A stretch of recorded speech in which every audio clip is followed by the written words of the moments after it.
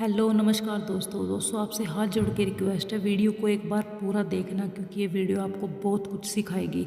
अगर आप मेरे चैनल पर पहली बार हैं तो चैनल को सब्सक्राइब करना। तो चलिए शुरू करते हैं। सहनशीलता, कहानियाँ जो राह दिखाए। बसंती के बेटे ने जैसे ही घर आकर अपनी माँ को बताया कि मिश्रा जी के बेटे ने उसको गालियाँ निकाली है, वो झट से शिकायत करने उनके घर पहुंच गई। मिश्रा जी ने बसंती से पूछा कि थोड़ा शांति से बताओ कि मेरे बेटे ने ऐसी कौन सी गाली दे दी जो तुम इतना भड़क रही हो। बसंती ने कहा कि वो तो मैं आपको नहीं बता सकती। मिश्रा जी ने फिर से पूछा कि क्या बहुत गंदी गंदी गालियाँ दी है तुम्हारे बेटे को। बसंती ने तपाक से कहा कि मिश्रा जी आपका दिमाग तो ठीक है, क्या आप इतना भी नहीं जानते कि गालियाँ हमेशा गंदी ही होती है। आपने क्या कभी अच्छी गालियाँ भी सुनी है। बसंती और उसका बेटा जिस तरह से मिश्रा जी को उल्टे सीधे जवाब दे रहे थे, उनके दिल दिमाग का संतुलन भी बिगड़ने लगा था। सारी उम्र सहनशीलता का पाठ पढ़ने और पढ़ाने वाले मिश्रा जी को कुछ समझ नहीं आ रहा था कि इस औरत को कैसे बोध कराया जाए कि जब तक सभी तथ्यों को अच्छे से न जान लिया जाए उस समय तक किसी से झगड़ा करना तो दूर, उन पर कभी भरोसा भी नहीं करना चाहिए। इतनी छोटी सी बात पर बसंती ने इतना झगड़ा कर दिया कि मिश्रा जी का दिल कर रहा था कि इन लोगों को धक्के मारकर अपने घर से निकाल दे, लेकिन फिर यह सोचकर सहम गए कि यदि मैंने भी इन्हें कुछ उल्टा सीधा कह दिया तो बसंती का पति आ जाएगा। वो तो मेरे से सेहत में बहुत तगड़ा है और उसके आने से नौबत मारपीट तक पहुंच सकती है। इसी के साथ मिश्रा जी मन ही मन यह सोचने लगे कि हर आदमी की सोच उसकी बुद्धि अनुसार अलग अलग होती है।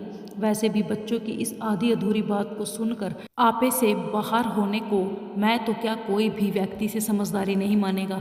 ऐसे माहौल में किसी तरह से खुद को शांत रखते हुए हमें अपनी सहन शक्ति की परीक्षा लेनी चाहिए। इस विचार के मन में आते ही मिश्रा जी ने बात को बदलते हुए बसंती से कहा कि आप दुनिया की सबसे दूसरी खूबसूरत औरत हो।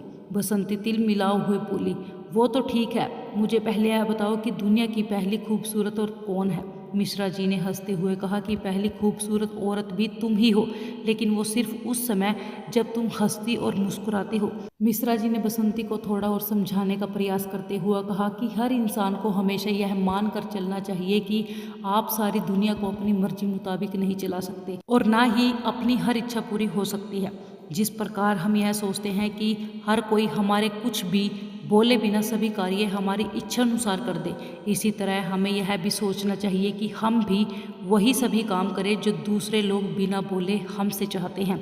जिस तरह पानी हर जगह अपना रास्ता ढूंढ लेता है, हमें भी सहनशीलता अपनाते हुए खुद को भी अपने स्तर व गरिमा के अनुसार दूसरों से मधुर संबंध बनाए रखने चाहिए। सहनशीलता का महत्व इसी बात से समझा जा सकता है कि नदी जब तक शांत भाव से अपने किनारों के बीच बहती रहती है तो दुनिया उसकी पूजा करती है, परंतु जब कोई नदी अपने किनारों को तोड़कर बाढ़ का रूप धारण कर लेती है तो वही नदी हत्यारी बन जाती है। सहनशीलता की खूबियों को यदि गौर से देखें तो यही समझ आता है कि सहनशीलता से जहाँ हमें जीवन में हर चीज़ बड़ी सुगमता से मिल जाती है, वही यह हमारे व्यक्तित्व को निखारती है। दूसरों से हर समय उपेक्षा रखने की बजाय खुद अपने आप से अधिक उम्मीद करनी चाहिए, क्योंकि दूसरों से जब हमारी उम्मीद पूरी नहीं होती तो हमारे मन को बहुत दुख होता है, जबकि खुद से उम्मीद करने पर हमें सहनशीलता की प्रेरणा मिलती है।